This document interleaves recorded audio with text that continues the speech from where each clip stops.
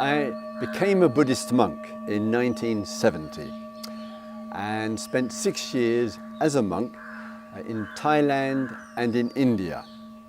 And it was a gradual journey to being a strict vegetarian. During that period of time, I spent 9 months in the cave. And at that time, I made the decision essentially to be vegetarian. As a monk, I'd go to the village. People would provide the food in my begging bowl in small plastic bags with the rice. The meat I gave to the dogs, and the rest I ate. And from that time, the reasons for it primarily was concern for animals and birds. That was the primary. It was not a health issue there. And so since the 1970s, I have been a strict vegetarian. And I define a vegetarian as a person who does not eat anything with a face: animals, birds, or fish.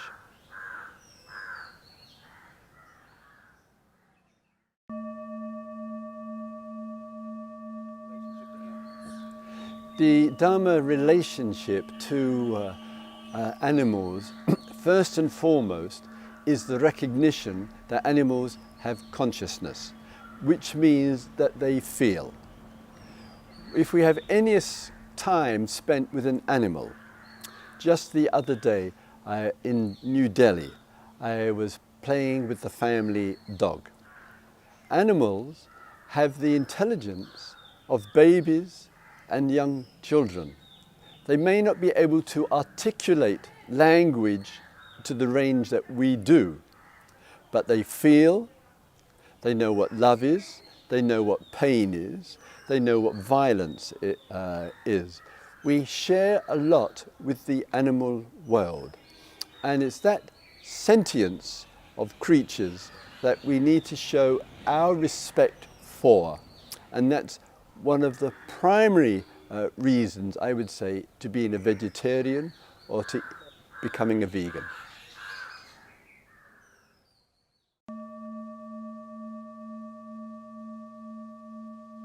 Religion and the teachings of the Buddha do share a very common invitation.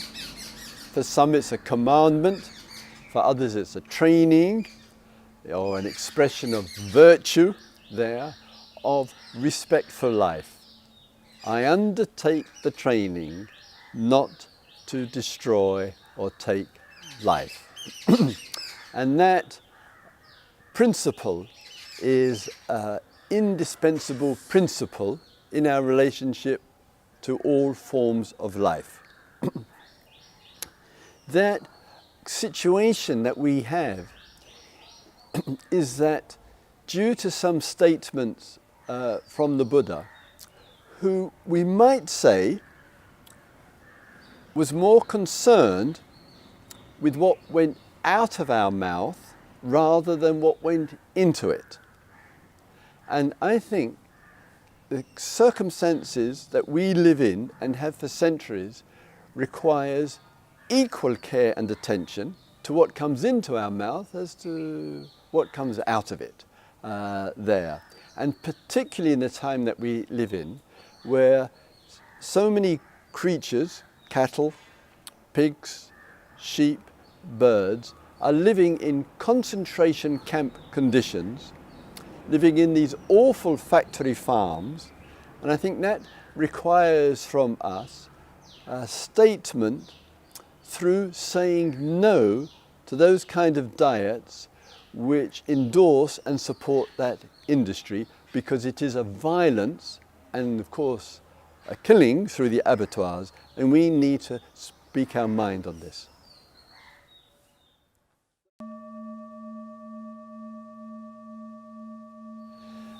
The compassion is the act of love, one of the most powerful forces available to a human being, with an intention behind it to reduce or end suffering.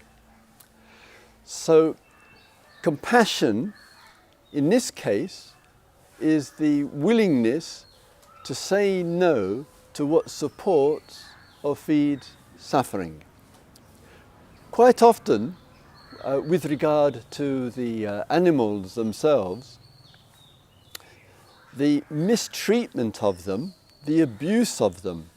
When we read, such as in the United States, other countries ban this, the use of BVH, these injections to fatten them up, where the animals and the birds are living in the most frighteningly cramped conditions there, on weak legs and fattened up for the market. When you and I look at the food plate in the restaurant at home and say, I do not want to be a part of an industry which contributes so much harm to animals and birds, that statement of saying no is the act of compassion.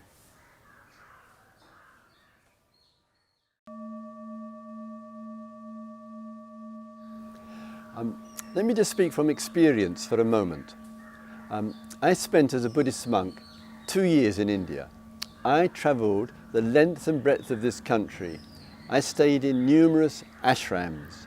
The yogis, the swamis, the sadhus, the bhikshus, that means the monks and the bhikshunis, for 2,000 or 3,000 years in this country have been offered and only offered a vegetarian diet. Not once in 2.5 years of travelling around this country was I ever offered meat. And that similarly applied to the time of the Buddha. The discourses of the Buddha keep reminding us that loving kindness, the act of friendship and love, must go in all directions. And all directions means people, it means animals, it means that which lives on the ground, under the ground, in the air and in the water. And the teachings of the Buddha are teachings of establishing the heart in the body of kindness in all directions. And that's an unmistakable thread which runs through. And as the Buddha commented, those who live with loving kindness towards all creatures, near and far, this is to abide in the divine.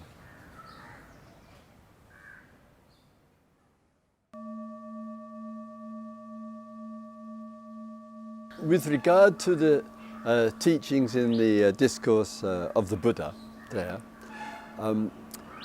and the tradition that followed on from it, the strict statement in the text is that monks and nuns must not eat anything, any meat which they know to have been killed specifically for them. That's the guideline, that is the statement.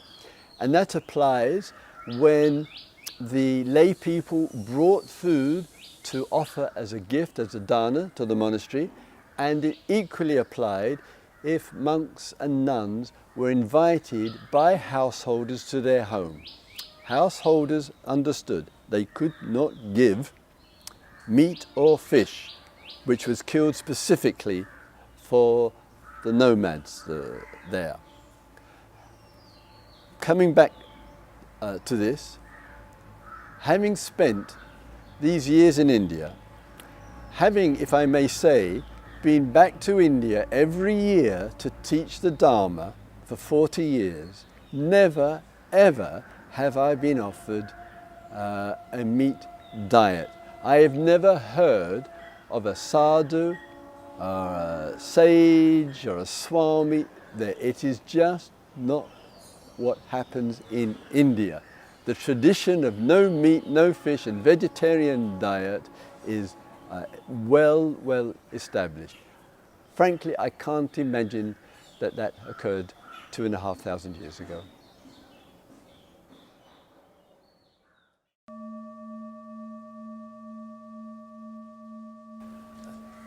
Compassion cuts across all identity. So it is, in my view, an utter irrelevance about whether one is a monk, nun, or householder. It is the sense of the interconnectedness with life. And one also has to remember as well, an important aspect of all of this is that animals consume a huge amount of food, much of it unhealthy, of course, and animals also use an enormous amount of ground. And we have witnessed in the last generation or two massive rainforest deforestation in order for cattle to be on that land. Cattle alone, as one farm animal, generates 18% of emissions contributing directly to climate change. We know that people who consume a lot of animals in the course of a year are much more vulnerable to heart disease, health issues, obesity there, and all of that is part of a change in the past 200 years, not just 2,500 years. And it's well recorded by the scientists that men and women who have a vegetarian and vegan diet live longer, live happier, and live healthier. So for personal reasons, as well as for global reasons, we need to change our diet. That is an aspect of our spiritual practice. Dharma teachers have to introduce that. And of course, finally, has anybody of the hundreds of thousands who have been on retreats with Buddhist teachers, householders or lay people, ever been offered a meat diet? No, it's vegetarian diet. Let's bring that diet into the daily life.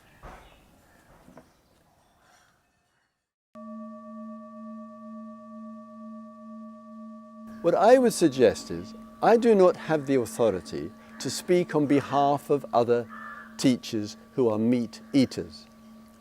What I would like to see is Dharma Voice for Animals invite these meat-eating teachers and ask them, why are you eating meat?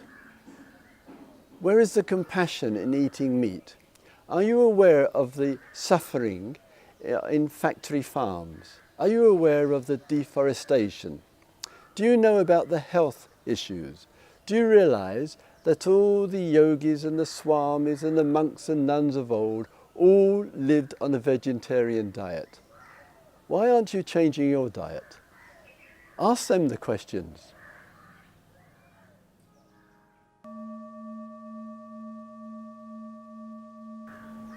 I am always cautious about being an absolutist about everything, including diet.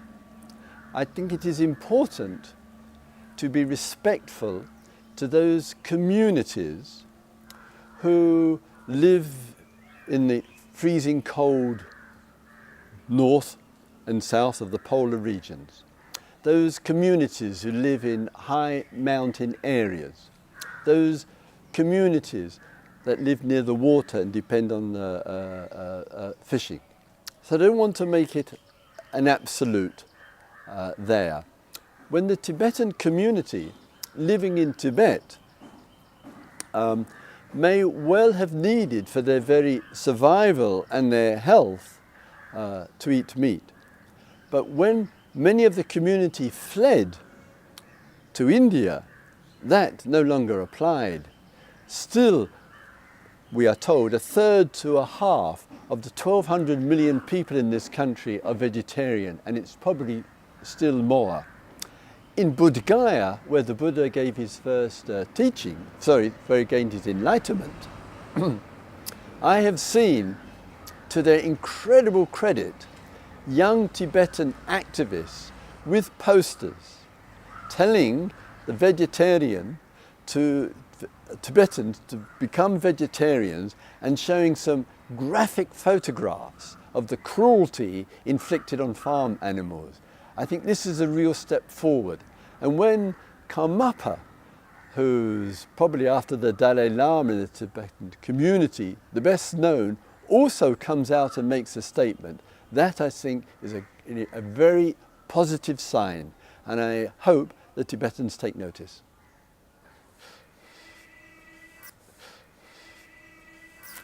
Thank you. Okay, good.